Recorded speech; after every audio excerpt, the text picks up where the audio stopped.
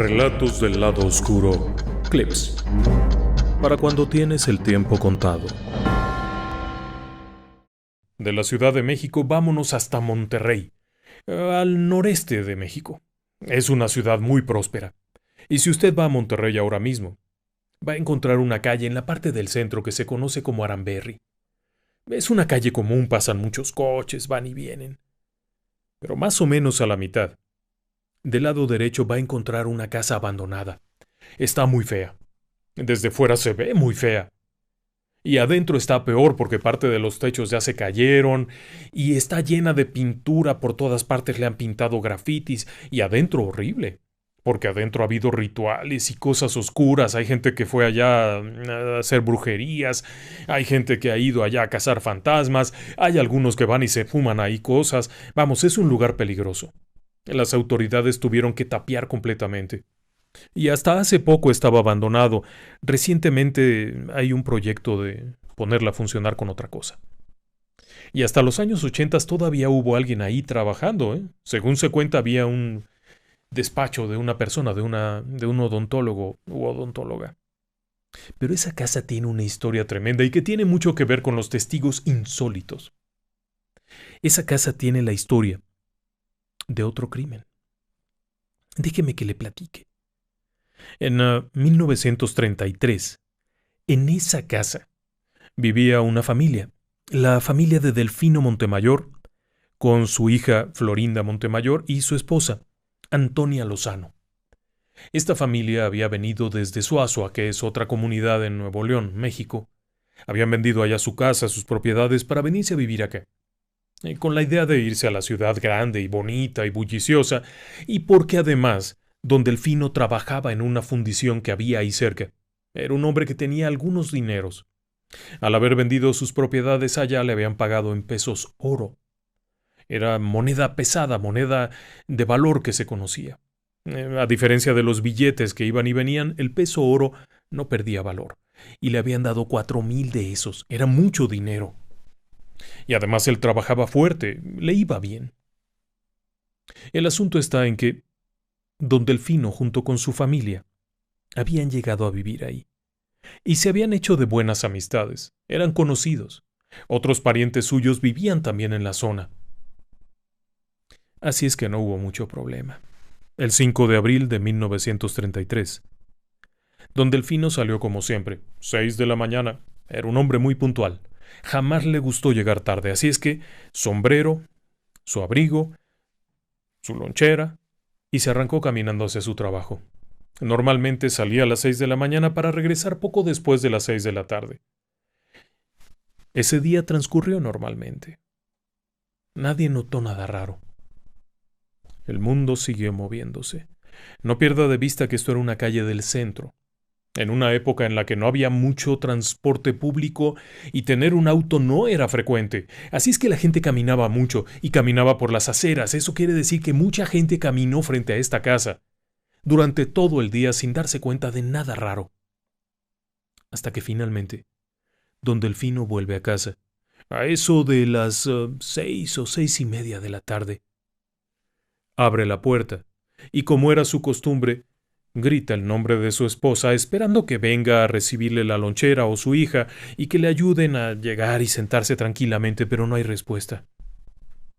Avanza un poco más y se encuentra con un cuadro espantoso. Su esposa, doña Florinda, y su hija Antonia están muertas. Es un espectáculo horrendo. Tiradas en el piso, se regresa a la puerta y comienza a gritar pidiendo ayuda. Muy pronto algunos vecinos se acercan y en cuestión de un instante hay una turba de gente, un montón de gente ahí asomándose. Llegan los policías, alejan a la gente, los apartan y ahí entran los detectives que comienzan a investigar. El detective Inés González era el hombre que asumió la investigación. Este sí era un policía de los de antes, de esos de cachazo en la cabeza si te portas mal y con una mirada torva. Sombrero de lado, un cigarro sin filtro siempre colgándole en la boca y esa mirada rara cuando te pregunta ¿fuiste tú? No puedes decir que no. Si eres culpable, claro, Porque vas a ver si mientes, así era Inés. Además era muy grandote, medio güero. En aquella zona del país hay gente muy blanca, güera. Ingresó y comenzó a notar cosas. Vio para acá, vio para allá. Revisó. El ataque había sido brutal. A la chica aparentemente también la habían atacado de otra forma. Después se regresó y vio que había cajones regados. Alcanzó a ver una moneda. Cuando preguntó qué era esa moneda, le informó don Delfino que tenía un dinero. Había sido un robo. Algo había salido mal en el robo, y habían asesinado a la dueña y a su hija. Era un cuadro terrible.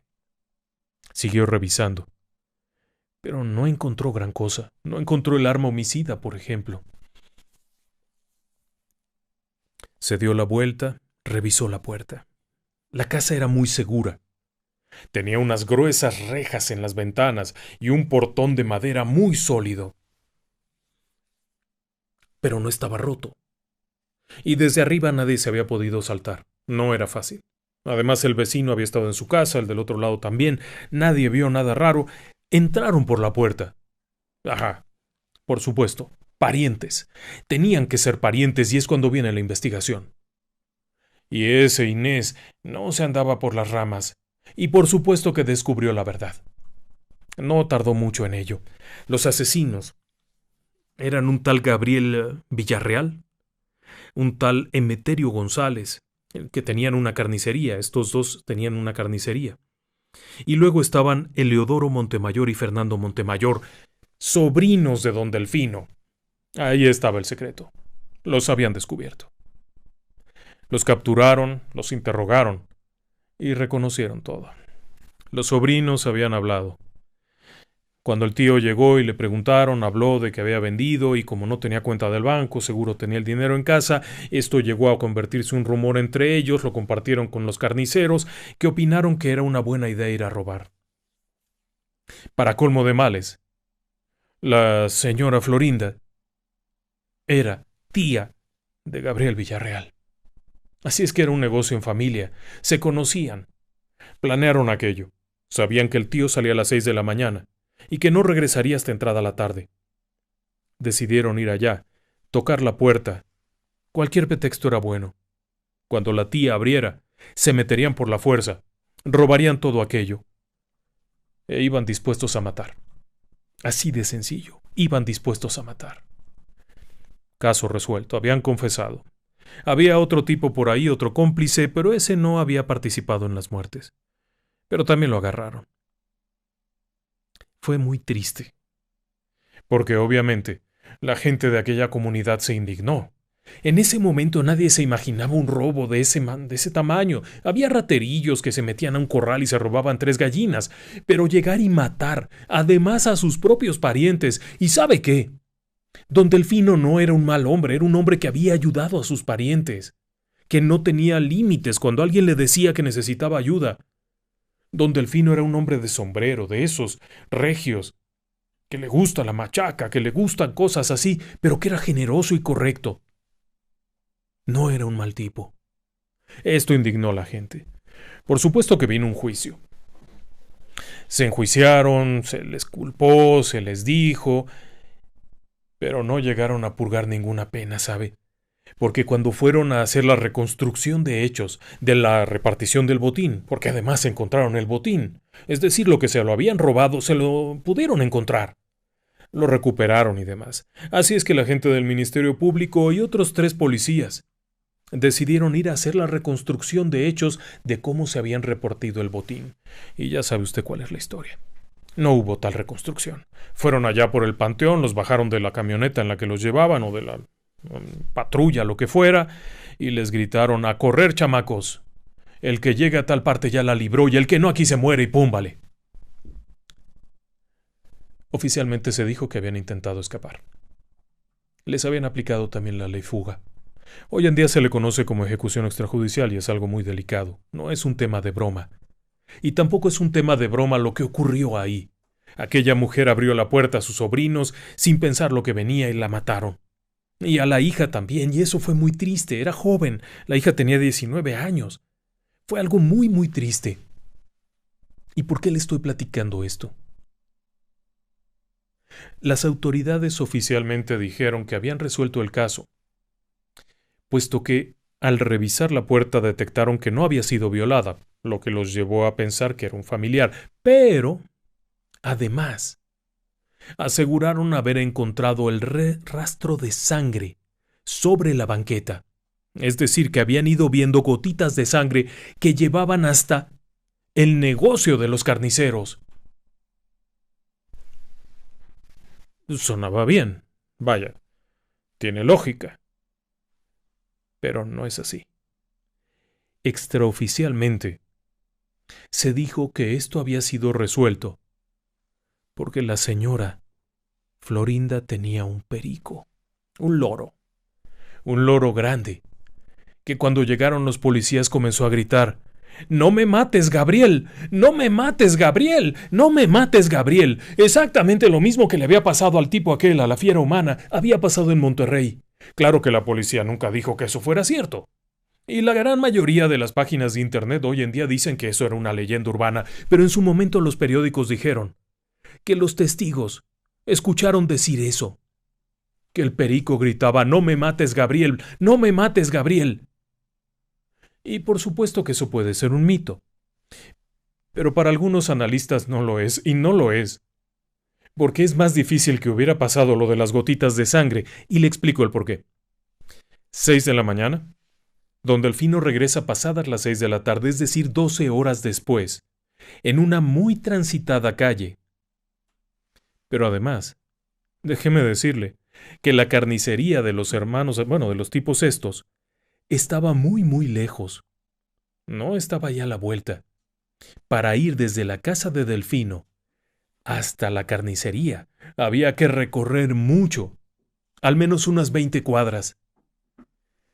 ¿Se imagina usted un asesino que va por la vida feliz, con un cuchillo ensangrentado tirando sangre por la banqueta, como si nada?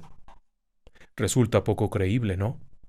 Resulta más creíble que un perico hubiera comenzado a gritar: «¡No me mates, Gabriel! ¡No me mates, Gabriel!», y que un testigo hubiera dicho lo que había escuchado. Uno de los policías aseguró que él fue el que escuchó «No me mates, Gabriel», y se lo informó al policía mayor, al detective, y éste, en consecuencia, habría seguido la pista. Era un testigo.